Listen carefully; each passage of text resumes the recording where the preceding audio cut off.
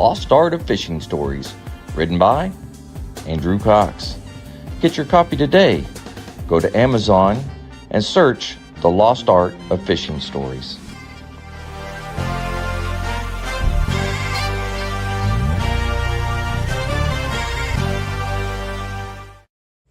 The Lost Art Project, Veteran Voices with Andrew Cox. Preserving history, one veteran story at a time. Marine Corps League and Till Valhalla Project Ambassador. Thanks for tuning in to the podcast that's given a voice to our veterans. The Lost Art Project, Veteran Voices with Andrew Cox. Hello, my friends, and welcome back to the Lost Art Project, Veterans Voices. Today, as you can see, we're going to be having a fireside chat with who? The crew. Yep, that's right. We're going to have a fireside chat with the crew. What are we going to talk about? I have no idea. We're just going to get into it and see what happens. And, of course, I got everybody on the screen already. But, hey, for everybody out there, if you're enjoying these podcasts, make sure you go to the website. That's thelostart.podbean.com. Go check us out. See what we're all about. There's a couple ways you can help support us. You can go in there. There is a one-time donation link. You can click on that. You can click on it, become a patron link. That is a monthly donation. You can go in and purchase some cool merchandise. Heck, you can just go and advertise right here on the podcast. Big shout out to the Till Valhalla Project out there doing amazing things. I know all these guys love Till Valhalla Project, and I appreciate them for it, but I hope everybody out there is loving it just as much as we are. So go check them out at tillvalhallaproject.com.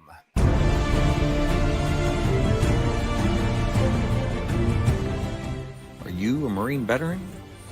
Are you missing that bond you had on active duty? Then I have a place for you. Join the only congressionally chartered Marine Corps Veteran Service Organization, the Marine Corps League. Get that brother and sisterhood back in your life. Become one of the fewer, the prouder, a Marine Corps League member.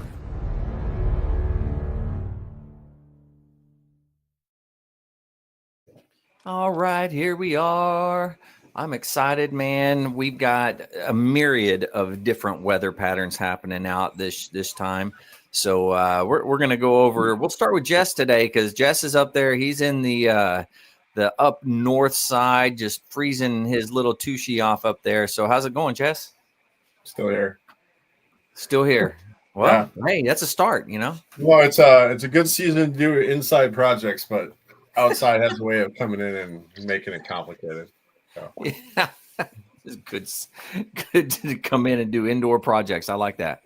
Ghosts in the systems right now because I hit my garage door, it shuts, and then all of a sudden it opens again, and I'm like, what the hell?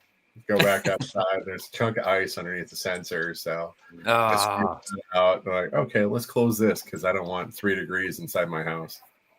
Oh yeah, no, don't feel bad. My garage door does it here in Southwest Georgia, so yeah, you never know. That's the ghost.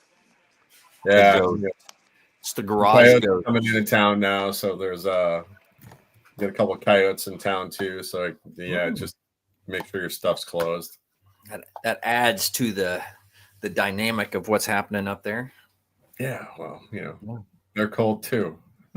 Yeah, be nice. Leave your garage door open, man.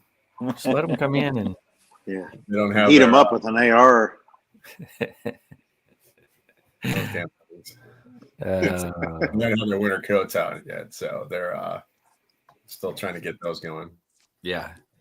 Now, what is the temperature up there? You said last night it was like 3 sticks below, but wind chill is like 30 below, I guess. So, God bless America, man. Ooh, buddy, that's cold. Yeah, it's cold, guys. Yeah. Anything below is a little too much for me. How it works. Yeah. And it's going to hit 32, and he's going to say it's a heat wave. Yeah. It's Tuesday. It's supposed to be like 40. You're going to be sweating. Yeah, it's this week. Just the next weekend, it's 13 out right now, so we're on a heat wave today. It started off pretty chilly this morning, but that's the way it works. It's that time of the year. Yeah. And then, this week, you just smile and nod. Like, all right, Make sure just you got have your to hat accept gloves. what it is. Where they say that, what was it? You start getting cold weather injuries at 30 minutes or less, seeing it's like frostbite sets in. And, yeah. Wow. Yeah, I've never had to deal with temperatures that cold, so I couldn't tell you. Every once in a while as a kid, you'd hear about a guy getting like a pinky, losing a pinky to frostbite. No Or, kidding. Yeah. Or a toe, or you name it. So. Yep. That would be me if I went up there, because I wouldn't know what to do, and it'd just be all bad. So there's a lot of people moved here for freedom about to understand what freedom costs. I like it. They're having a week. Yeah, they are. I talked to a couple of people who moved here from California, and they're like, well, the cost of living is really low. It's like, there's a reason why it's low. Yeah. Darwin's got a way of weeding out the weak ones here pretty quick. Every winter. I can see that for sure. Yeah. Oh. All right, Jim, how you doing, man? I'm doing all right. Not too bad. Had a busy weekend, so. Been all over the place. Well, we had our annual Marine Corps League Christmas breakfast yesterday morning, and then I ended up in a little town called Jefferson City for a veteran coffee meet, and then we stayed for the, local parade. It was a nice little time. Good. That's awesome. Yeah. Very Sorry, nice, man. I'm taking off my leg. Oh yeah. Hey, you do what you got to do, man. You do it, man. Go to it. All right. Well, Mike, how you been doing, man? Well, I'm doing good, but I was going to ask Jim, man, how do you find the time to do everything you do? That's what I'm saying. Yeah. I don't. Man, you just constantly, you're like all the time doing stuff at the Marine Corps League and doing things, man. I don't know how you do it. Keeps me sane.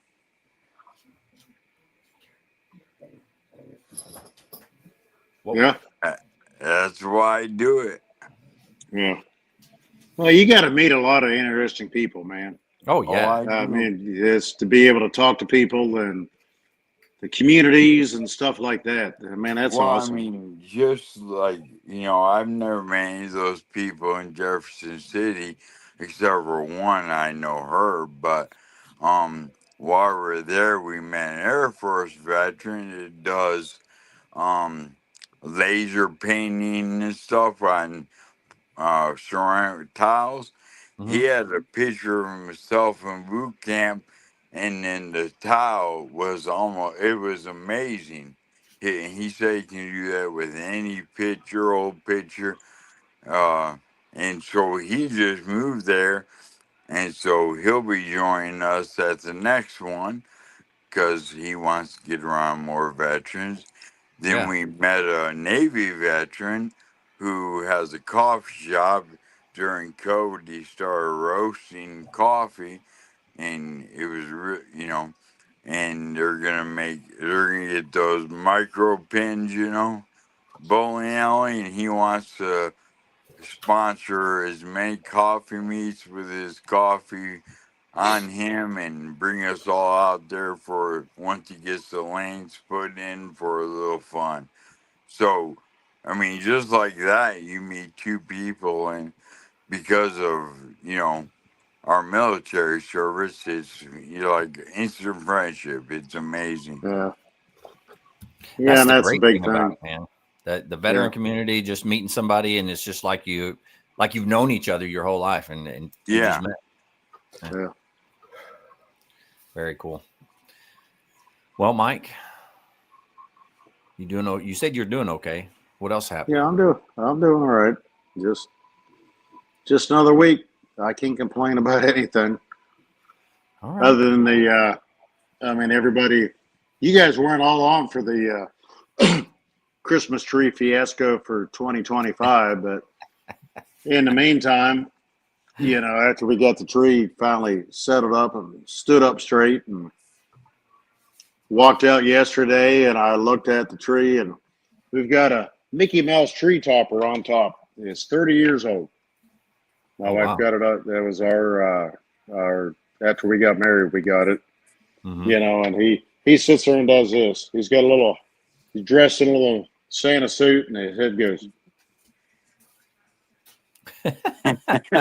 Well, that quit working a long time ago, but it still stays lit up. He doesn't rotate his head and all that. I walked out and I looked at the Christmas tree yesterday. I was like, Mickey's not lit up. So I had to water. It's a real tree, so I had to get under and water it. And I was like, damn cat, because it's a Christmas tree topper. It runs all the way down, but there's a plug and it connects, and then the rest of it goes down. You can plug in.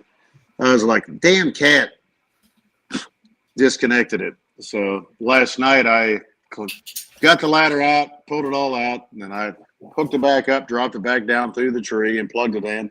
Got out and looked. I was like, son of a. Wasn't working. So I'm sitting there tracking down, trying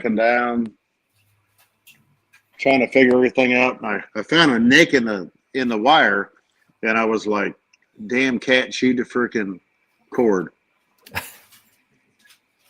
So I went out in my truck, got my meter out, and I was checking. I got power here, no, okay, this, that. No, I don't have this.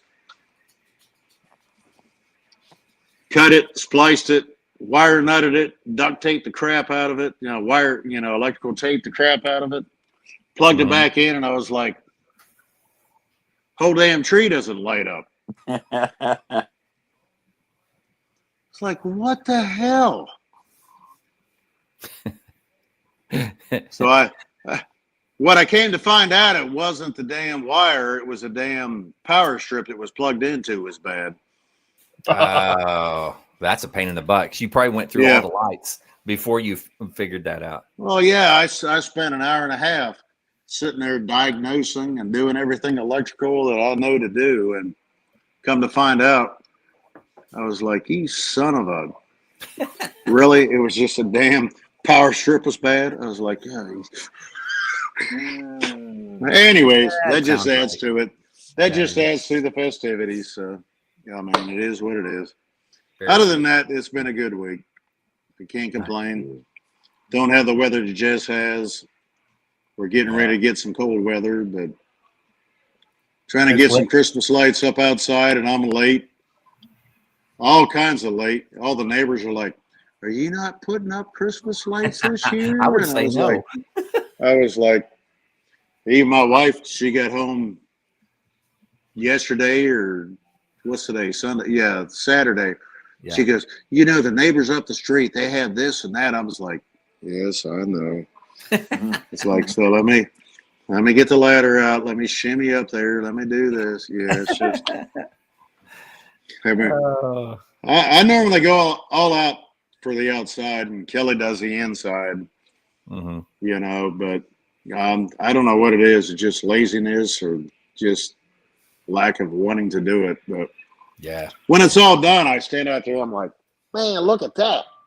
It's like when you cut your grass. It's like, man, those babies are even. I mean, it's up and down. But yeah, I'm getting there. By New Year's, you'll have it up. Don't worry about it. Yeah. If it takes that long, it's all going to come down before then. Well, what all's been happening this week, man? There was a shooting. In Brown University. Yeah. Bondi Beach too in Australia. Yeah. Yeah. And, some dude took him out, man, or went and took the weapon from him. That was pretty wild. We lost 2 in stereo. Oh, really? Where was that at? Which one? Or whatever. Australia? Bondi Beach in Sydney. Oh, wow. There was a shooting. Yeah. Yeah.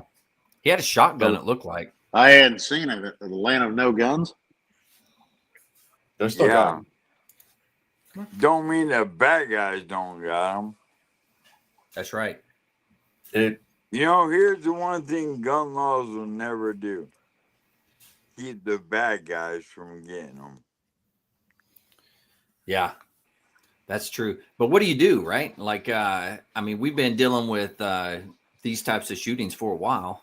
Well, I can tell you what would happen in Knoxville. The 99% of everyone there that carries would well, turn since the you don't table. have to, since you don't have to have a permit to carry. Yeah. They're still allowed to have guns in Australia, aren't they, Jess? No. yes, it depends on where you're at, on what you're doing. Yes. There's Yeah. shotgun rifles, hunting rifles are still common. The semi-automatic features are usually discouraged. Pistols are mostly gone, but there's still the Outback and there's still the Bush. Yeah. So, you know, somebody that they can have a shotgun in the bush, they're dealing with like Kings and Browns. Good luck. They will make one out of a zip gun, but all right. And then the whole there's a misconception about how people on mass shootings would react. I don't think a lot of people train for that scenario with backdrops. No, you're right. And they actually cause more damage than they'll fix. So, and then when the police do roll up, try and take care of the situation, now you got a bunch of guys. Who's the good guy? Who's the bad guy? And a lot of guys will get dropped because they're not clearly marked. So there's kind of cringe when people, because that is one of those scenarios that they teach in concealed carry classes up here. Mm-hmm. It's just Okay, so what's the opinion on that? As far as people having a concealed weapons permit, if you're allowed to have it, it's just, should it be given? Do you have to go through classes? So now let me say something. Here in Tennessee, if you carry, you can't. If you don't got a permit, you cannot conceal it. You can carry it on your belt. Okay. Open carry. But if you want to conceal it, you have to get a concealed weapons permit. It's the same way here in Georgia. Yeah, it's an open carry state, but if you want to conceal carry it, it's a different story. Here in Oklahoma, Arkansas, Texas, it's you can conceal, you can open. Nobody needs a permit as long as you are can legally carry a firearm. You can legally do whatever you want. So, and I do. I'll sometimes I'll conceal it. If I'm wearing my overalls, I have to kind of conceal it because I have to stick it in here. But if I'm wearing my pants, I have it on the outside. Yeah, I got a belly band, man. Gotta hold that belly in. It's a viable alternative. Yeah, it works well. Yeah. You see a guy with like a man purse that usually means, especially with a certain look to him, like, dude, just if you're gonna carry, carry. Yeah, that's the the Hulk Hogan little what did they call those? Oh, they get the crossbody sling bags too, and you sling it around, pull, and there's a whole thing. There's a lot of holes like purse holsters they'll sell at shows. I don't know about the purse thing or that stuff. I just rather that's what Andrew would carry. He'd have the damn, like the kidney belt or something like that. He'd be holding. He's like, oh, wait a minute, hold on. Let me unzip this. I'm also in the land of truck guns too. So there's a lot of guys will not lock their vehicles, leave their truck gun in their console, or there's a magnet attachment to the console. Somebody comes to the neighborhood at night, smashes a window, and that gun will be in Chicago in 3 days. Oh yeah. Yep. Yeah, I don't understand that concept. I don't understand why the hell anybody would leave a freaking handgun or a gun in a vehicle. Yeah, I grew up that way too, but we live in a world now. I mean, you can't do that. I wouldn't. Hell, even if you leave a freaking $5 and quarters in your center console, somebody's going to break the damn window out to get it. Mm-hmm. So why would you leave a freaking handgun or a gun, period, in the vehicle? Do you want a real answer? People are lazy. Yeah, that's true. That's the truth too, Jeff. I've got too much shit in my hands and I don't want to carry it in, so I'm just going to leave it in the console. If I lock my console, I'll be all right.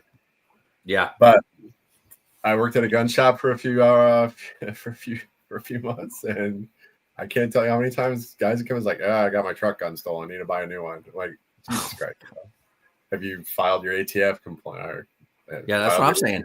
Like if that happens, I mean, that's one of the things you need to do almost immediately is file a report and say, hey, man, somebody took it. You know, because if something happens, and that's going to come back to you eventually, you know. Well, you're responsible for your firearms. Yeah. You don't report stolen. Yeah, so you got to go to the police, and then it goes up to the ATF, and then it goes to FBI NICS, and there's all sorts of other things involved. And yeah. But, well, just saying, responsible gun ownership, everybody can own. Yes. But not everybody should. There it is. Well, that's I've said that more times than not. Just because you can own a gun doesn't mean you should. Yeah. I've worked bilaterals with some countries that should not be armed. So there are some countries that just should have all their weapons taken away because they're not made for it. Bring them back to sticks. Give them spears. Yeah. God damn if they're just not made for this world. Firearms are beyond their compare. Yeah, you just gotta realize it when you should and shouldn't. If you don't know how to handle a firearm or you're questioning how to handle a firearm, you either go take some classes or you don't get one. Right. Well, it's a zero sum when it comes to firearms. Either everybody should have them or nobody should have them. There is no in between. The common sense has left the conversation. Yeah. So when they're having hearings on the Hill and they're talking about like the 10-inch blowout from a AR-15 round, I'm like, no, none of that. None of that. Yeah. Here's my bullet button. They just make shit up on the fly. I'm like, just stop. Yeah. So you can't take them serious. And the other side, my kid should have a tank to go to school. Probably isn't a viable alternative either. So I mean, nice. There's no middle ground anymore. Have a conversation. Yeah. Well, that's the biggest thing, and I've had conversations with people about that. You're like, well, it's America. We can carry a gun. I was like, well, just because you can in this particular area, should you? Well, that's where the open carry turns into a mess too. Because what type of retention? I mean, there's got to be common sense, but that's the problem. That I'll turn a phrase. Common sense isn't a common virtue.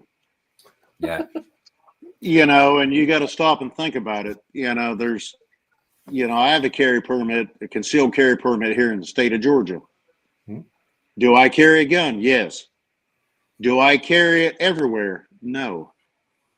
It determines where I'm going, determines whether I'm going to carry it or not. Yeah. I mean, there's got to be common sense, and most people don't have that common sense. They don't stop and think about, okay, when I got out of the Marine Corps, I'll say I literally worked at Sears in Albany, Georgia. Mm-hmm. And I had this dude every day. I worked in appliances and electronics. This dude came in probably once a week, and every day he came in and had a different handgun just hanging out. Nice. One day he had a freaking, it was like a leg holster, and next day, he was carrying an old, like he was gonna sling a hog. He was like, just a 45. Then he had this, and I was like, dude, really? He goes, I'm allowed to carry this. I got a carry permit. I said to him, I was like, do you think you're impressing somebody or what? He goes, that's my goddamn given right. That's why I carry it. And I was like, okay. I'm a gun owner too, but it's like, okay, if I carry a gun in a situation like that, you will never know I'm carrying it. Yeah. I don't carry a gun like that. That's situationally aware. A lot of people are not situationally aware. Yeah. So I mean, you have to understand other people don't, you've got to respect other people. Mm-hmm. You know, not everybody is comfortable seeing you walking around with a damn 44 hanging off your hip, just walking around Publix farm, you know, Publix groceries, you know, the grocery store, or I would something like venture that. to say, that open carry is scares people more than anything else because they can see the firearm. Concealed carry, at least they Yeah. don't know you have one. But there's no retention system on their holsters.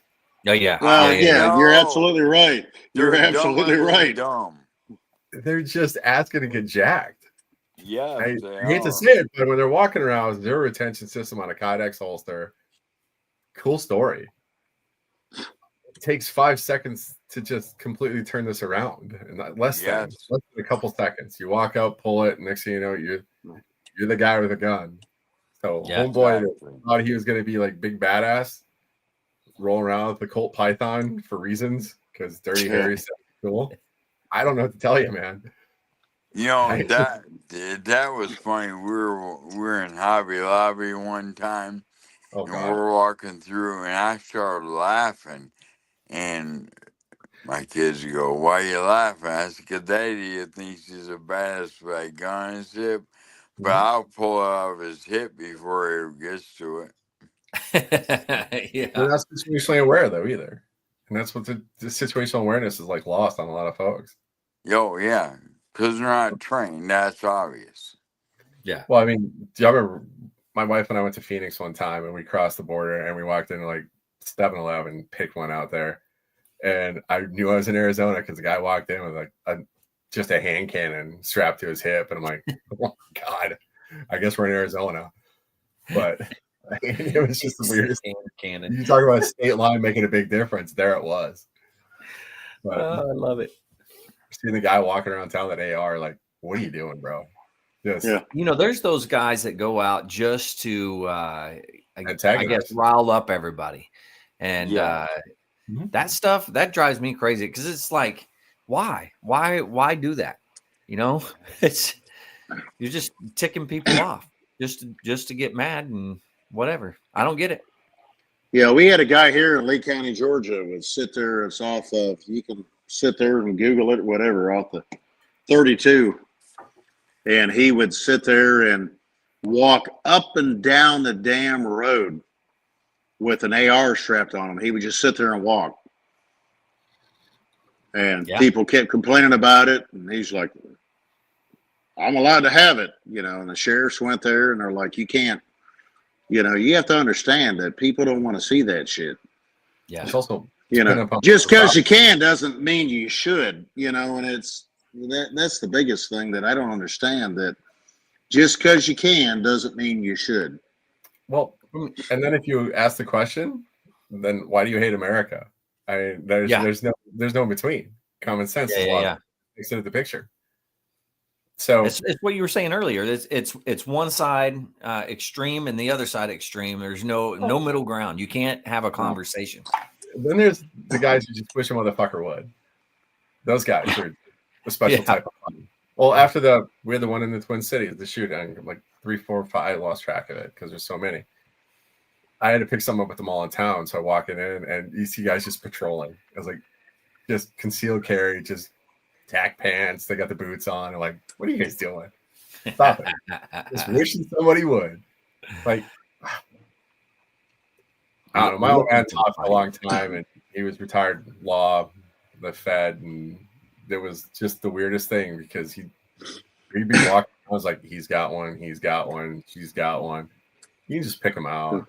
And they're trying to sleep with a conceal, and they're just silhouetting like monsters.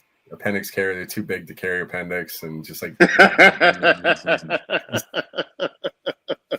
stop it.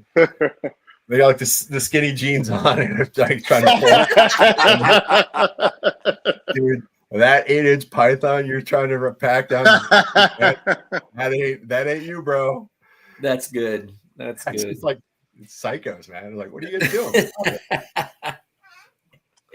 Well, let me ask this question as far as if you carry a gun, doesn't mean everybody should, everybody, you know, whatever.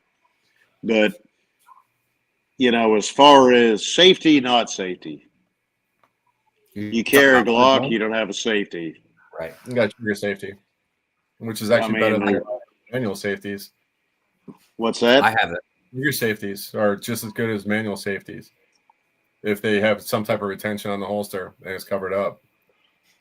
So Yeah, a trigger that's true. on a Glock is just as good or better than the flip safes on some of the others. And if you're carrying condition one, or well, we all grew, we all served where it's like safety, safety, safety, safety. yeah, but that's but nature for us. And it all depends on the holster, and that's my thought on it. Yeah, it all depends on how you're carrying. It all depends on the holster. But I mean, here in this town I live in, Leesburg, Georgia, they all carry Glocks. There's been multiple city cops have shot themselves with Glocks. Yeah, because there's no safety on it. There is. It's a trigger safety. It's a split safety. Well, you're absolutely right. But when you wrap your finger around it, all of a sudden the safety is no longer, it's null and void. The booger picker needs the boom switch. Yes. Don't touch the boom switch. Yeah. This is like Gunfighter 101. I hate to say it. Yeah, that's true. I mean, straight finger straighten off the trigger, right? Yeah. It goes into a bigger conversation when it comes to training. And just because you can, just because you own, does not mean you're trained. And training is boring because I hate to say it. When people go to the range, I don't know how often you guys go to the range, but I used to go quite a bit. Their training consists of basically you have to present, put it on the table, and then pick it up, rack it, load it, rack it, and then you shoot. And then it turns into a mag dump scenario where they're putting 15 rounds through. So there's no fine motor skills, and there's no those little things like snap caps or dry fire training, like present, pull, make sure you're doing the right thing at the right time.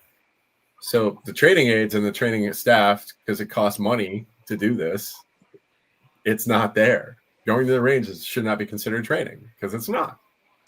It's turning money into smoke and noise, and that's what a range day is. So it's not training. So training should be boring and you should hate it. So that's repetitive over and over and over. It's I'm going to practice draw. Boom. Okay. Do it again. Boom. And you should do it so much that it becomes second nature to you and that you don't have to think about it, which is the whole goal, right? Yes. And that's not what a standard carrier does, though. Agreed. No. Yeah. They go to the range and mag dump. That's a hobby. That's not training. Yeah. It's cool, but that's not responsible. It's fun. Don't get me wrong. I like going to the ranges dumping 15 or 19 rounds, and I got a CZ, and I love that thing, and I love how fast it shoots. But that's not training. That's just me venting rage at the range. So I like that. But you have that training. I mean, all of us have that. Safety safety on, safety off, safety on, safety off. And I won't lie to you, that's my thing. It's like I don't enjoy owning guns that don't have a safety. I don't think I own a gun with a safety at this point. Really? Yeah. I've got two. But the sad thing is I won't lie to you. I carry them, but I don't have a round in the chamber. Well, that's the Israeli carry, and that's where a lot of folks are. That's a viable option. It's an Israeli option. It's an Israeli carry, they call it. But yeah, well, they call it condition for when I was in. Well, no, that's in the world of the gun world. It's Israeli carry. How they carry in Tel Aviv. But I mean, there's some really, really smart guns out there these days that are pistols that I'd recommend for brand new owners. Canic TP9 SAs, they're really good because you got a striker indicator in the back and a deselector. Smith & Wesson M&P 2.0, it's got the flip safe on the side. Mm-hmm. You can work with it. Color coding. There's some really good first-time gun owners. They're reasonably priced too, but That's the Glock name carries a Glock thing. So Glocks are almost intermediate or advanced type pistols at this point. They make them simple. Yeah. They make them simple. They're made for someone who has a little bit of experience. But I don't know. There's some just to avoid too. But here we are in this world. Yeah. But You know what we ought to do is get somebody from one of the gun companies to come on and just talk down their different weapons and things like that, or somebody from a shop that has all the different types or what have you. That'd be pretty cool. That would I be got a few. Give us, huh? I got You a got couple a few? guys. Yes. Okay. Yeah, let's get them on I here. mean, That'll be fun. Used to do this in the last 10 years. So, Yeah. but I mean, I hate to say it. There's like some folks there's some shops that just overcomplicate things too. They see a lady walk in, they think that she needs pink, purple, blue. There's a whole range of colors. And Smith and Wesson MP Shield or something like that. You know, Easy Shield or really viable, and it's great for loading magazines because it has the side. yeah, If your hand strength is diminished over time, the Smith and Easies are amazing. I mean, yeah, I've got one. And grip strength. My wife has one. But I mean, the small compact, because ladies just need small pistols. Like, stop it. No, does it fit right in the hand? You can't reach this with your thumb, then you're probably not, this isn't for you. But smaller pistols have smaller recoil springs, which means you're going to feel more felt impact on the web and right in the wrist. Yeah. So it's cool that they're small, but they're never going to shoot the fucking thing. So what are you basically buying? You're buying an accessory at that point. You're not buying something that's going to be every shot. And then that Robin's egg blue, as soon as it gets a little bit of dirty ammo through it, it's going to turn a nice shade of shit color. I hate to say it. You never get that off because that's how Cerakote works. But I don't know. I did this for a few years, so it's a thing. But you kind of go down this line, and gun ownership is something we're good at in America because it's an accessory. It's an extension of my personality. It's an extension of my personal safety bubble, and that's kind of the way we look at it. But to do the work, we want to have it, but we don't want to do the work. You can't have That's like everything that America seems to do. We want everything, but we don't want to work for it, or we don't want to do whatever it takes to, effectively have it, whatever it may be. Yep. It's a hard conversation to have. Yep. Especially when we hit the wave tops for ownership on things. I want a big ass truck, but I don't want to do the maintenance on it. I want this amazing house, but I don't want to clean my eaves out or my gutters out. This sucks. Yeah. So somebody will do it for me. Yeah. The Saudis were great about that. They'll buy the brand new everything, but not maintain it, know how to run it, or fix it. So, like I said, there's some countries that just should not have. Go down the line. I got a whole list. But, you got a whole list. Oh, yeah. But I mean, cleaning pistols, I mean, a lot of people don't know how to clean their own weapons either. Yeah. So they'll sell. One of the things we used to do is we go through a class on ownership of it. Mm-hmm. So you can buy this brand new Glock, but if you don't know how to maintain it, you don't do function checks on it, you don't know how to clean it, you're gonna have an issue in life. And then they're gonna run the hell out of it for 5,000-6,000 rounds, bring it in. Can you clean this for me? I don't know how to take it apart. That's true though. And they want the big toys, but they don't want to do the big work. Yeah. So it sucks.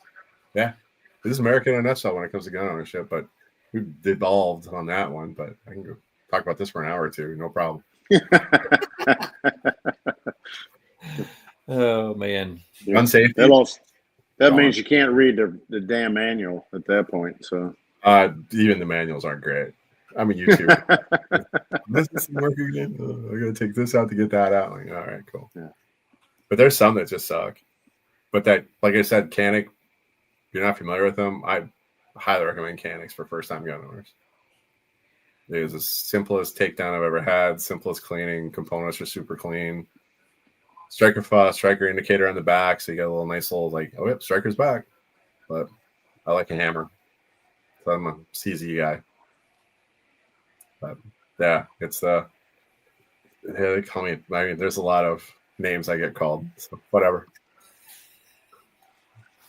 My old man printed an email off about how revolvers are better than strikers. So I was like, this in a nutshell is a generational gap right here. Yeah. Well, I want to get a revolver. I want one. I haven't gotten one, but I want one. Can't stand revolvers. Yeah, I got a good buddy back home in Pennsylvania. That's all he'll carry. There's cool. I mean, it kind of goes back to what you were saying a while ago. If it fits you and it's something that works well with you, okay, go for it. You know, if not, then don't. Exactly. There's no recoil mitigation in a revolver. You are the recoil mitigation. And revolvers typically don't have anything that doesn't start with a 3. So 38, 357, then it goes to 4s. A little 32, those are gone. 9, Jesus. It's just they're a pain in the ass. And they will come apart. I've seen them come apart too. Really? Violently come apart. Like when you're firing it come apart? Oh yeah. Really? Come off. Yeah, that's kind of scary. Yeah. If it's not lined up right and you're not doing maintenance on them, they'll hand destruct. Wow. Yeah, I don't want none of that. Jeez, that would suck. It's a game. It's a thing. Just goes to show you got to take care of your stuff, man. You got to take care of it. And reading is not fundamental. We're finding out too. So, like, do not put 357 special or 357 mag through a 38 special. I'm sure that works real well. I think one of my weirdest ones was, you know what Kimber is? 44. Yes. Yeah, the brand. And a Kimber Bel Air, and that thing was pristine. And they came in and said, "Hey, it's not. I got a failure to eject." And I'm like, "Oh, that's crazy." So, rack it back. It's got the casing in there. It's like, all right, it's gone. So, look down the barrel of the flashlight. Like, okay, there's nothing. It's not a squib. So, take a cleaning rod, pop it out, and it's like it goes from normal round, it just blows out. And I'm like, oh Jesus, look at the back. It says 40 Smith and Wesson, 45 ACP, and I'm like, all right, I think I figured out what the problem is here. So I explained it to him, and like, so you got to use 45 ACP, not 45 gap, not 45 long. I mean, it's just 45 ACP in your Kimber, 45 ACP. Well, it starts with a 4. They were pissed at me, and I'm like, I don't even know where to go with this. Go 40 Smith. Yeah, 45 it's a specific caliber, dumbass. It starts with a 4. That was the 45. Start with a 4. It's not a long mag. It's not a 44. It's not. It's a ACP, automatic Colt pistol. Yeah, that's. I'm glad they didn't try and smash a 45 70 through it. That would have been really bad. Oh shit. 45 Gov. I mean, in long Colt. I mean, just Jesus Christ. And there's 45 Gap out there for a while too. The Glock action pistol. So that threw everybody off. And then 357 SIG, all these like Wildcat rounds. So, but I mean, yeah, they're not educated and they think that it's their right to carry. It's their right to buy, but it's also their right to store it safely and take a couple classes and kind of be a responsible owner. If you're going to be playing in the big game, then you got it. You can't walk onto the Super Bowl and say, I'm going to place kick for the Chiefs this year. And then like, I haven't seen a football in 5 years. That's just not never kicked the movie. I know what I'm doing. So there's that marining. Anything fun, we beat the hell out of it through training. So it's not fun anymore. So, yeah. What else? The more you know. Yeah. Knowing's half the battle. Go, Joe. Yeah. Yep. Hey. The other half is extreme violence. Exactly. Holy shit, he's got a G.I. Joe shirt. Look at that. G.I. Joe. You got to rock the G.I. Joe from time to time, you know. Nah. Well, let's see what else is happening. What do we want to talk about now? Jess said he was going to shoot coyotes, so I was interested in that. Not in town. Not in town. Got school in the backdrop. I got to watch my backdrop. You know how to shoot a bow? Archery? You can't hit a coyote with a I don't bow? think you could do that in town. You ever With shot? archery, could you? You ever shot a coyote? Me? No. Yeah, they're not dumb. They're very smart. Hmm. So there's. I've never shot one with a bow. I've shot one with a rifle, but Yeah, we killed a lot of coyotes. It's our state animal. So if you're our state anything, you're not long for this world. Our state bird's a pheasant. People fly from around the world. oh, absolutely, yeah. State animal's a coyote. No season, shoot on sight, no limit. It's just Wow. you see walleyes, a state fish. They fly from around the world to catch those things in the river. So if you're a state anything, you're on a limit. You're on a timer. But so there's we call them the Cabela boys, and they come out here. They got the calls, and they spend like a few $1,000s on kit. They go sit in the hills, and then they spend an hour out there like calling the coyotes in, and then they miss.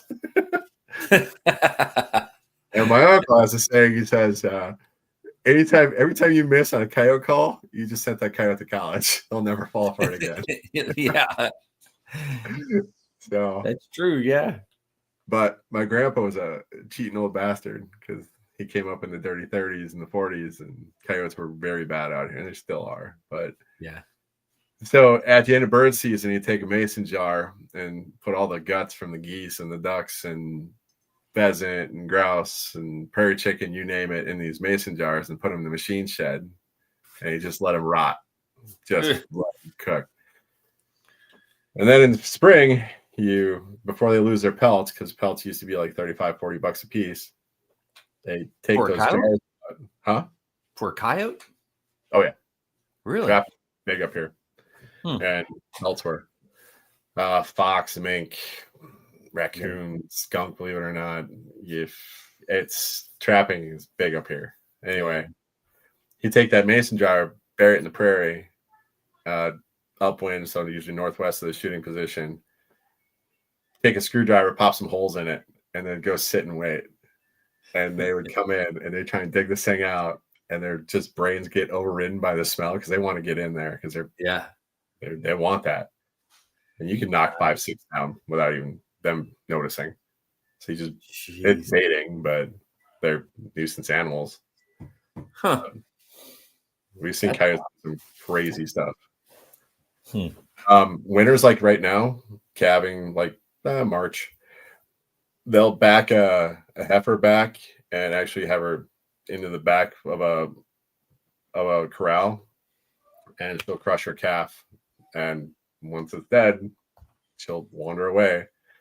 So they actually use the mothers to kill the calves. The cows kill calves. So No kidding. Wow. They're smart. They hunt as a pack. They're one of the smartest animals you're going to run into up here. Wow. They're apex predators. Yeah. Do you have wolves up there too? No. No. Theoretically, yes. Realistically, they look like big coyotes. Nah. Yeah. We don't talk about that really.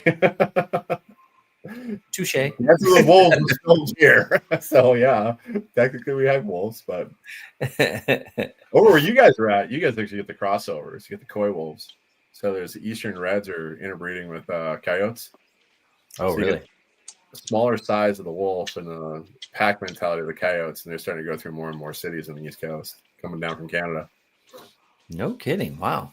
Yep, we'll start to see them in the riverbeds. But yeah, there's your natural resources class for the night, guys. So yeah, it was good. It was good. I think we're getting across somewhere with it. Yeah. But I worry about the pigs. They're coming down from Canada. Dude. That here, the pigs, they're a nuisance for everybody, they said. And they go out almost every weekend shooting and hunting, and they just leave them where they shoot them. Yeah, those are the nice pigs, by the way. The what? Those are the nice pigs. because they still are affected by cold. The ones that are coming south, Yeah. those are the ones we're worried about. Because they got Why's that? they got the Norwegian boar crossover that aren't affected by the winter. So they're made for this cold. Because there's a line that they won't go above, but these are coming down from Canada. So Wow. Yeah, hog nation. They're thick, and they're growing the tuskers. So it's not they're like the European, Northern European like hogs, like boars. So they're going to take 45-70 or above or 308 to knock those things down. But yeah, let's talk about guns and hunting. This is where I'm at. Yeah, there's a thing down here in Southwest Georgia. It's a group. They've got these, it's like looks like the freaking Scooby-Doo vans. Yeah. But they're like the old school 4-wheel drive vans. Mm-hmm. And they've got everything on it, and they're all decked out. And on the sides of them, they're called the Hogginator. Yep.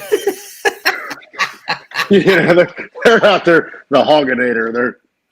And you can literally look them up, and you can go out and shoot hogs at night, and they're using, night scopes and all kinds of stuff. And the Hogginator. They go out, and I was like, man, I'll go out and shoot some damn hogs because, I know several people, the farmers down in this area, they're like, yeah, once hogs get in an area, they'll destroy a whole entire area. So, like, come out and shoot them. Just shoot them. Yep. But most people won't eat them. It's they say that those hogs, the ones that are like multiplying so fast and all that stuff, they said they're not any good. Now I don't know why. Well, the big thing is the ones that like the farmers that they'll put out the big circular bait traps, and they'll bait them in, and then when they get in there, there'll be like 10, 15 hogs in there, and they'll drop it. It'll drop, and then they just sit there and corn feed them. Really? And that's when they go in and corn feed them for a period of time, and then they just go in and just off them, and they start butchering them. But I've eaten wild, down in this area, what's called wild hog. I've eaten it. It was like, I'll pass on it. Yeah, when I got to soak it in pineapple juice and everything else, it's like, that's not, yeah. I mean, it's edible. Don't get me wrong, but it's like, I'll pass on it. It's all right. Just because it's edible doesn't mean you have to eat it. You know, Germans down there. That's why. That's true. We'll make sausage out of anything. It's all about spicing. So when we have the old boars up here, you can't eat an old boar. They taste like shit. They're omnivores. There's nothing. It's like bear. Bear is not for everybody either. But the trick is with old boars, you got to turn them into sausage. Their bacon ain't shit. It's gross. It's just you got to grind them and mix them. That's the trick. Yeah. Interesting. And the old Germans know how to do this. It's like in their DNA. Yeah. Yep. Holy cow. But no, Yeah, my dad killed one years ago in West Virginia. He went down there with a buddy of his, and I mean, it had the tusks and everything, and he had sausage made, but he also, had like a ham or something. And I was in the Marine Corps, came home, and he goes, "Oh, we're gonna have that, that ham I got," and it was the freaking nastiest tasting thing. I was like, grind it all. I was like, Dad. He's like, "Well, I got sausage out there too." I was like, "Dad, that's the freaking nastiest tasting." Sunday dinner was like, "Oh, okay, I'm done, Dad. I can't." Can we order pizza? I've eaten some shit. I've eaten some shit in my days here in the Marine Corps, but no, I'm not eating that. No, I mean, you can tell if they eat shit, it's like bear. They're tame at that point. All they do is eat garbage. Yeah. I don't know. It's not for everybody. These are not the hogs that people think they are. Yeah. Very true. It's just not a random pig running through the woods and you whacked it. They don't taste the same. Walnuts and root and mushrooms. That's their diet. It's McDonald's dumpster. What do you know? I mean, Jess, obviously you know guns. You know the Thompson contenders, the old single shot. That's what my dad went. He went down there with. He went with the 38 Harriet, and they put him on got on a hog, and he hit it smack dab in the forehead. And that hog just went there, and I remember him telling me about it. That hog went like that. Yeah, so head and walked on. It's like, are you kidding me? So he hit it again, and finally one of the other guys he was with hit it with a 308 and dropped it. And he's like, man, I shot that damn thing twice, and it kept coming. He hit it once, it shook his head and came running straight at him because it was running down a gorge coming back up.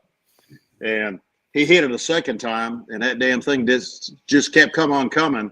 The other guy's like, we ain't standing here like this. And he hit it with the 308 and dropped it. He goes, yeah, I got that pig. He said, yeah, I got sausage made, and I got a ham. And like I already said, the ham was like, it's like, yeah, no. Well, if you're doing pig, especially in enclosed spaces, there's like some go-to rounds and like 300 blackout, AAC, 60 by 39, because it's the range, and the range matters. And if you're doing 150 or below, 300 blackout, you can can that thing. It's like a duck fart because it has subsonic rounds. Yeah. And then 760 by 39, and you want to can it, and you want to put optics on it, like a red dot, because when they charge, you will die. We've all seen Game of Thrones. I mean, yeah. But they'll rip a pack of dogs up too if you're not careful too. So yeah. Dang. So all these like $15,000, $16,000, $15,000, $20,000 dogs, they'll tear them apart like they're just playthings. Yeah, it doesn't matter. So their hides are so damn thick, and their skulls are massive. So you don't shoot them in the head; you shoot them in the heart, lung. Yeah, you're looking. Makes sense to me. And I remember clipping pigs as a kid. You put one with 22 behind the ear, and that's how you put them down, or up the snout. Up the snout, no kidding. Yeah. Yeah, I remember my grandfather talking about that just with pigs. He would do that, get a hold of it and straddle it or whatever, and just whistle one up through their snout. And he's like, yeah, it was done. Or you got the air gun. It's like, dink. Oh, yeah. Yeah. But 22s are more prevalent than air guns. Was that No Country for Old Men? That was, we all didn't have those things as a kid. It's just, 22s are everywhere. But, I mean, yeah, this is like a very interesting conversation tonight because I did not expect to go here, but here he is. Hey, we're just talking. Navy won again. That was good job, Navy, I guess. Oh, yeah. Yeah. God, my brother-in-law sent me out of the blue. He sent me an emoji flipping me off, and I'm like, dude, tell me how you really feel. Like, and he goes, oh, Navy just beat Army. He's like, so you deserve everything. And I'm like, oh, okay. I didn't even know what the game was happening. I was completely out of it. I had no clue. I watched it. There's a lot of influencers running around. Everybody's like, all the military influencers are out doing their thing. I don't understand what they do most of the time. It's cool, I guess. They're making a living off this, but I hate to say it. The Navy did everything in their power to shit that down their legs. I don't understand how they won. It was just they just barely won, right? 17-16. Exactly. There was fumbles they recovered. They got some really lucky calls. The Army kids are just they played their hearts out. I'll give them that. But Navy got lucky. Better be lucky than good, I guess. My hometown buy-in went to state, and they played this weekend, but they lost. I don't remember if it's like three points, something like that. I can't remember what they lost by, but they were literally down to the last seconds, and all they had to do is make a touchdown. They're like inside the 10. If they make the touchdown, they win. And throws it, interception. There's It's a like, team you should look out down there. It's called Bixby. oh, You Bixby, yeah. They are going to be interesting to watch. And I'm not a big high school football guy, but Bixby, Oklahoma is like rewriting the playbook. And they Really? are, it's insane. Bixby's watching one them. of the really big schools down here. They're on another level. They're changing formations, misdirection. There's like 4 options per play, every back into the football. They're not even doing trick plays, they're just rewriting the entire playbook. So I think they'll start filtering up to the collegiate level. But yeah, but Bixby or Oklahoma is like one of those teams to start watching. Bixby. Yep. Outside of Tulsa, right? I believe so, yeah. Yeah. But no, and then I'm sure the Vikings are. God, I didn't want to look at this. It's 14-7, Dallas. Oh. Who's playing? Dallas and who? The Vikings? Minnesota. Yeah, the Vikings. And I got the TV Dallas on the is up, living room. huh? Hey, I'm a Dallas fan, but how they've been doing this year because I don't watch football. I'm all about, before you go to that, I'm all about Dallas losing. So Yeah, I know that. I know that. They're 6-6-1. Okay. All right. Well, But it could be I worse. don't know what it means. They're second in the East. Philadelphia's 9-5. I don't know. Who knows? NFL's all over the board this year. But South Dakota lost to Montana, so they're out. There was not even a game. The Grizz are very good. So college playoffs are going on up here. So Now, how many? It's down to 8 teams in the college playoff. Is that what they did now, or is it 16? 12. 12. Okay. on the big schools. In Division 1. But Division in 2. the small schools is 32. Really? Oh yeah. Yeah. The Yeah. smaller schools have been doing 32 for years. Now, why is that they've been doing 32 and the bigger schools haven't been doing? Well, they just It's all started doing about something. the money. Money. Got you. That makes So sense. Division 2 college playoffs, these kids get more airtime and they can actually start playing against schools they typically wouldn't play against. Yeah.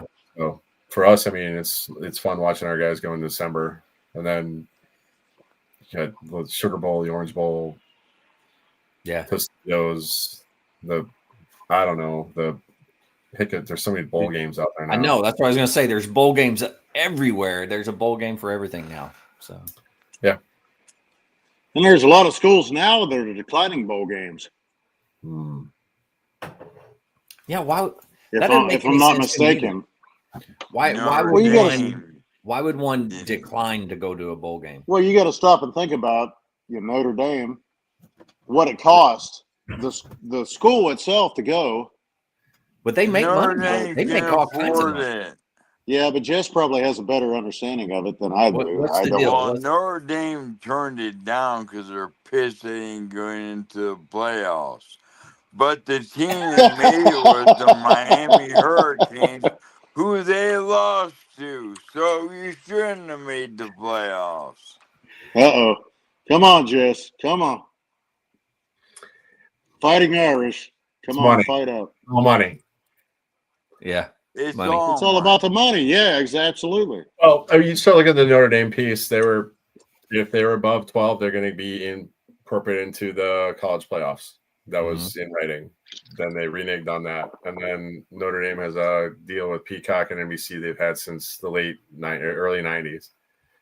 ESPN covers the game, so it's a competition in their home network. So there's all sorts of money. There's competition on there, and ESPN is basically an SEC. Oh, yes. Yeah, that's for sure. Yeah. I'm loving that Indiana is going to do this thing this year. I'm hoping they take it all. I do too, Jess. I love that coach. I love what he does out there. And Google me. Is it one of my favorite responses? Like, whenever I go, Google me.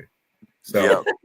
the fact that they took down OSU, I'm like, yeah. Oh yeah. I mean, it's just I'm about this. Indiana, they took a Go. new football school because I mean that was a guaranteed win for everybody in the Big Ten forever. You go to Indiana, it's like, okay, how much are we going to win by? It's like, Yep. now all of a sudden you go to Indiana, it's like, how many points are they going to put up on us? Like Purdue got the So Indiana turned into a football school. I'm like, I don't know if the kid got the Heisman last night. I didn't pay attention. Yes, but he did. Matter of fact, He's the kid from Indiana. he's the quarterback from Indiana. kid. Yeah. it is something else. I think he's got his brother on the team. I mean, there's just so many storylines, Yeah, and it just works. he's just they're good. And they're not getting smoked by NIL. I mean, they're not playing. No. I don't even know if they have a budget. They probably do. It's probably not. It's not Texas, but Texas losing is one of my favorite things. So I love watching that. So all the Texas teams, just watching Texas lose should be a sport in of itself. But Florida, I hate to say it, but I love watching Georgia lose too, because I have no affinity for the SEC. And Kalen DeBoer, Either do I. Either do I. So he's from up here, so that's like watching Kalen lose. It's kind of like, oops, that sucks. Should have stayed and watched. But he's from Sioux Falls area. He coached up here. Josh Heupel from Tennessee. Kind of keep an eye on him because we grew up in the same town, in the same area. So him coaching Tennessee is always. Hope he does good. But the South Dakota kids watching him play, it's fun. They keep going. But no, I mean, SEC, it's gross. I don't like it. But I don't know, Big Ten, watching Indiana win is just fun. Like it. Hey, your boys just scored, Jess. It's the first half. It doesn't mean shit. No, it doesn't mean shit, but I'm just telling you, they just tied it up. So they just scored. A long time, man. I know how the season goes, man. I'm kind of hoping they lose. They get a decent quarterback or a decent pick. The 8-8 should not. They're always an 8-8 team. Oh, they just called it back. Illegal formation.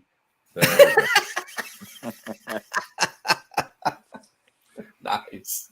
Sorry. I should have held on. I I should have just kept it to myself. Hey, you're like a damn me. I'm a damn Steelers fan, so you know how it feels. So no, I don't. Shut the fuck up. Yeah. How many Super Bowls you guys got? Shut up. Yeah. Well, that is true. Yeah. You guys here we go. Not enough rings. My God, you're like a Kardashian. You just collect them. Shut up. Yeah, there's never enough. There's never enough. Greedy fuckers. That's funny. And this is well, just one before I die. It's like the rallying cry for every old man up here. Yeah. It's like the Browns fans. I have a lot of respect for Browns fans. Hey, I have absolutely Sanders. none. I have absolutely no respect for Browns fans, Bengals fans, Ravens fans. No, absolutely not. Nope. Now the Browns got Deion Sanders' son started there, and he's doing pretty good, isn't he? Isn't that who it was? We'll see. I don't know, man. I saw some of the highlights for him, and he looked like he was doing good. We'll see.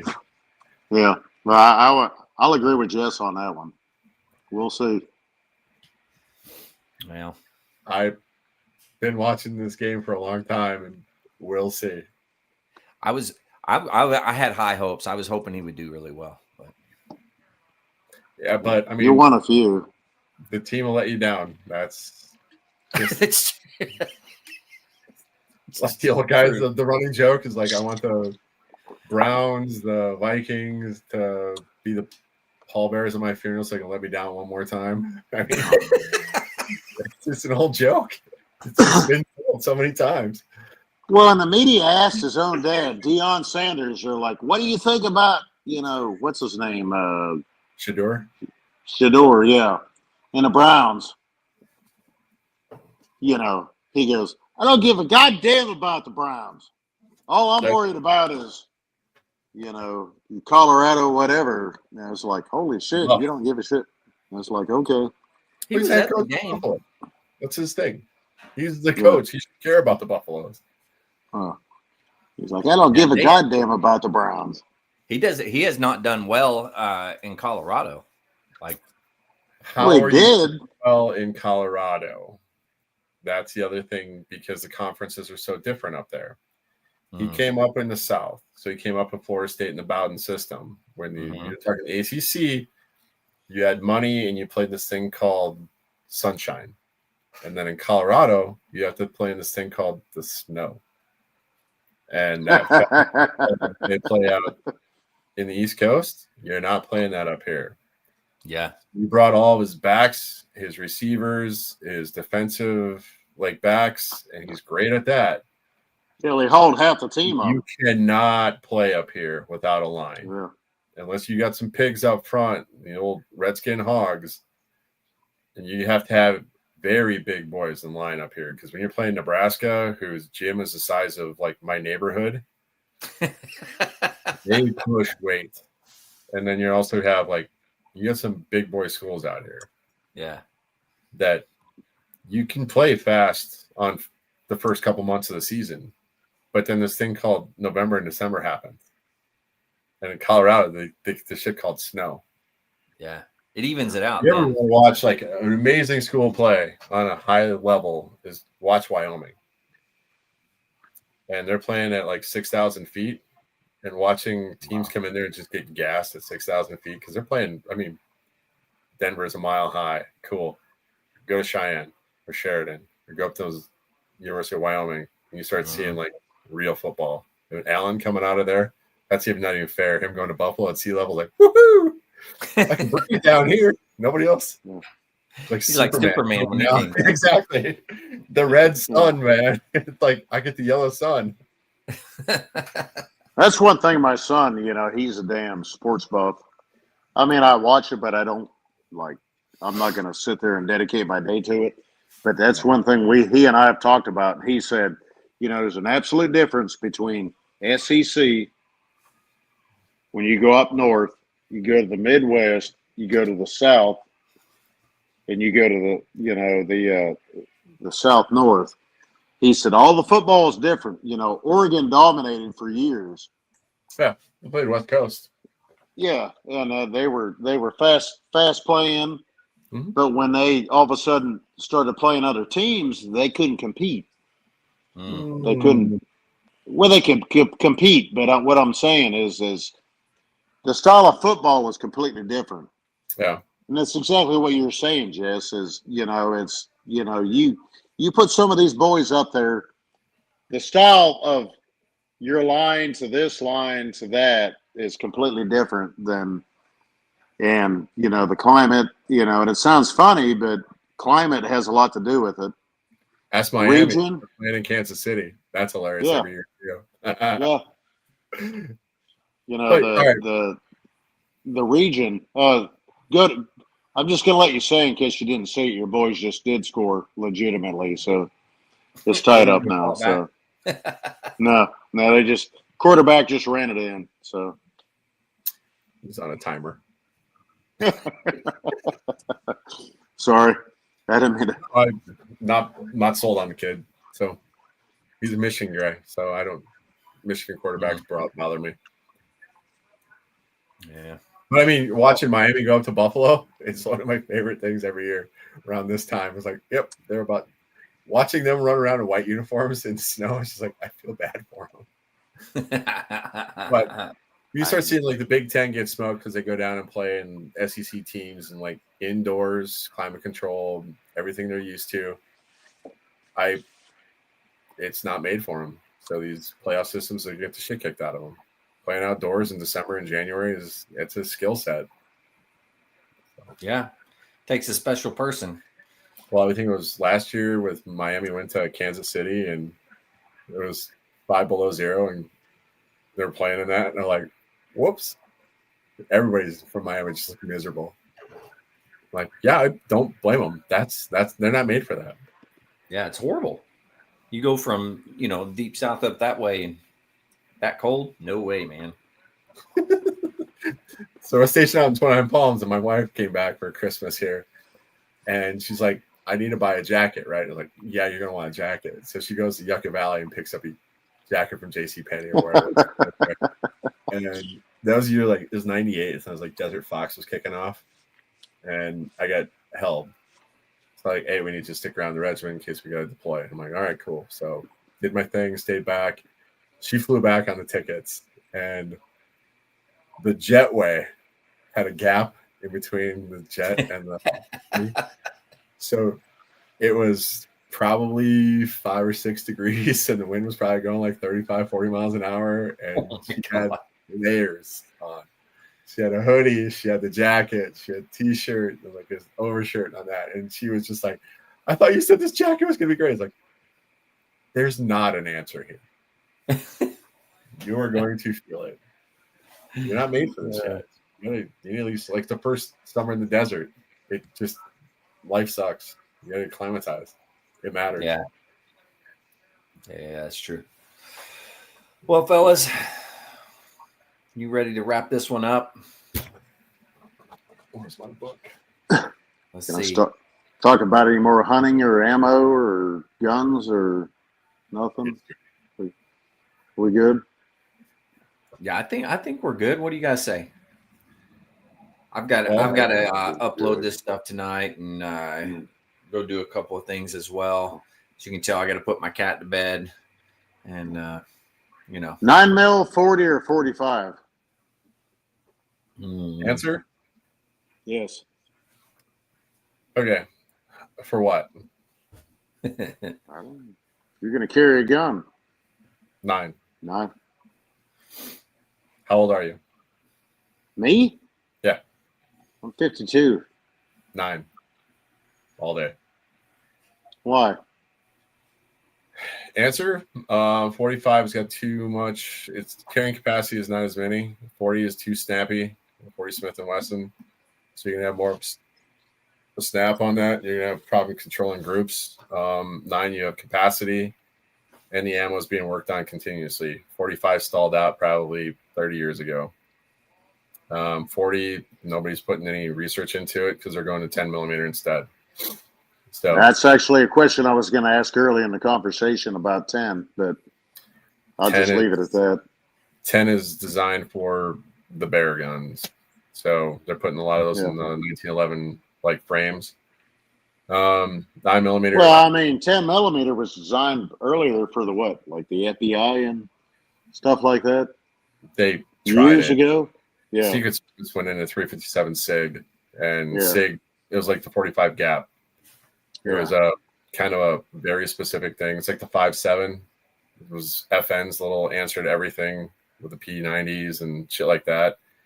If you ever get a chance to shoot 5.7, highly recommend. But I've never shot one. I've got a 45, I've got a 40, I've got a 38, I've got a 9mm. I mean, I've got all of them. So, and here's the other thing that nobody talks about is training ammo. So 9 millimeter training ammo is about 10 a box or 50, depends upon where you get it. Yes, you're absolutely right. So if you can't afford to shoot it in training, then you probably shouldn't be carrying it in practice. Yeah. So 9 millimeter is kind of my go-to answer on this because it's easy enough to get into. It's a great training round. Ammo is highly available. You're not spending too much for it. Well, what has gone on with ammunition now in the last several years? 9mm is just as devastating. Technology-wise? I looked at it as a 45 as like a kinetic round. It's like I fucking pump you in the chest. But when you stop and look at the 9mm, 45 balls, now, it's a cannon. And carrying capacity is not the same. So there was the stacked 45s that you could put 15 in a mag and you could duel it up, but that company went under. Nah. But recommendations, if you're looking at something in 9mm, I'd check a CZ75. P07s, P09s are amazing on the CZ side. Mechanics, I'd always take a look at TP9 SAs, DAs. There's the Turkish, hit the button on this. There's some type of Turkish magic because I watch a kid who played forward for a basketball team in town on the college side. hands bigger than mine. It fit his hand. And then probably 2 hours later, she's probably 5'2", tiny little hands, fit her hand. So I hate to say it works. But That's interesting. a lot of people kind of get wrapped up in the names, and sometimes those names aren't what they used to be. So like Remington 700s in the past 10 years have kind of gone downhill. So Rugers, they're trying to make a push back to normalcy. Taurus is doing some interesting stuff, but Smith & I Wesson. bought my daughter a Taurus. She's got a Taurus now. But if you're gonna buy a Taurus, I'd seriously take a look at a Canic. Yeah. Price point, what's in the box, training ammo. But yeah, I'm trying to turn this into a Canic sales, but just work. Yeah, a lot of people look at, 45 to 40 to 9 mil, that, I always like 45, but I've kind of transitioned down to 9 mil. I always wanted a 40, and I got a 40. But yeah, I don't, I don't carry it that much, but I have a tendency to carry the 9. Yep. Springfield Hellcat, I love. A lot of guys love those things. My old man loved it before he passed on. I mean, he was one of the best concealed guns he ever had. Yeah. So. But no, I mean, my main carry is a Walther PDP. Yeah. It comes down to the other thing is the thing that sucks on CZ is accessories. So yeah, holsters, lights. I'd always recommend putting a light on it too. So because flashlights, and then if you're gonna buy a pistol, you better have a tourniquet and some type of first aid kit. It is a two-way range when you start talking about that. And that's one thing that if you're gonna do training on the one side, you better do training on the other side. So because they like the cool side, but there's the other side too. If you haven't figured out what it's on and you can't do some basic med, then what are you doing? Yeah.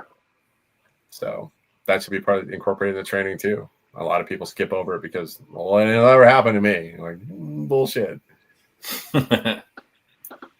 That's how two-way ranges work. So. All right, fellas. Sorry, Andrew. I didn't mean to. No, you're good. You're good. Andrew, I'm sorry.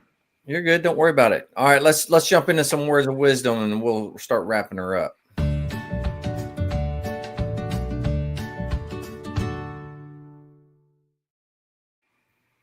All right, Jim, you want to lead us off this time? Sure, why not? What? All right. You only fail when you really give up. Mm-hmm. That's true. Yeah. Good point. I like that. Yep. Yeah. All right, Jess, what do you got for us? I have the book of the week. You need an intro for that. I know. So, book of the week is going back like 2002. It's called The Savage Wars of Peace by Max Boot. Nice. And if you've not read this, I highly recommend it because it is the small wars and the rise of American power. Because brush fire wars are what we specialize in, whether we believe it or not. And nice. Near peer competition is probably on its way up, but I hate to say it. Every time we prepare for near peer competition, we get stuck with one of these bad boys. And specifically, Max Boot is a distinguished writer, and he does really good work. And it covers the Boxer Uprising in 1900, the Filipino War, 1899 to 1902, Caribbean Constabulary, which is where we got our roots in the Marine Corps, Haiti, Pancho Villa, so the Mexican border in the early 1900s, Russia, 1918 and 1920, Nicaragua, 26 to 33, China, 1901 to 1941, and then the Lessons Learned, the Small Wars Manual, which we all had to read, but a lot of people didn't read the original. I'm not trying to be snobby about this, but the original writing was very good and a lot of great lessons. So that is my book of the week. Very nice. Say it one more time so everybody knows what it is. Savage Wars of Peace by Max Boot. Very nice. And I realized that I gave away a lot of my good books, so I need to go get those again. I never got them back. Yeah. I need to break out my marking kit from back in the day. Oh, yeah. My compact. Is that the one you used on your skivvies? It is, actually. And it's starting to turn like a weird type of white color in there. But I got my new marker stuff in the mail. So marking my books. I'm digging it. All right, Mike, you gotta bring it in, man. You gotta bring us home. Well, I hope I do. Bringing it up in the end, so you gotta wow us on this one. All right. There is no greater agony than bearing an untold story inside you. Ooh. Yeah, that's good. That's good. Yeah, you brought it home. I like it. Well, shoot, fellas, thanks for doing this and coming on and chatting and having a good time. Yeah, we're doing pretty good. You guys saw the stats and everything that I sent out to you, right? So I think maybe, I don't know when we'll do a year-end review and just kind of talk about some different things or whatever. But yeah, pretty cool. We've done some good stuff this year. So thanks for what you guys have helped me with. I appreciate it. Dude, this is fun. I love it. It is. Talk about guns, pigs, and football in one show. It ain't get better than this. Tonight. Oh yeah. Man, what else can we do to piss off the Texas crowd? I know, man. I know. It's good. All right, guys. Well, shatter the whole Marine Corps League Texas. Oh yeah. Let them cry. Well, guys, thanks again for doing this. Much appreciated. To everybody out there, if you're struggling, need help, anything like that, don't forget the VA does have some great resources. You can always dial 988, press option 1. You can always text 838-255 or go to veteranscrisisline.net, click on that chat icon. But remember, one veteran life loss is one too many. I care about you. The crew cares about you. The whole veteran community cares about you. So please reach out for help. And if you're out there, you're not struggling, reach out to the buddies you served with. Ask them how they're doing. If they need that helping hand, please give it to them. All right, fellas, one last time. You guys rock. I appreciate it. To everybody out there, stay motivated. Change your socks.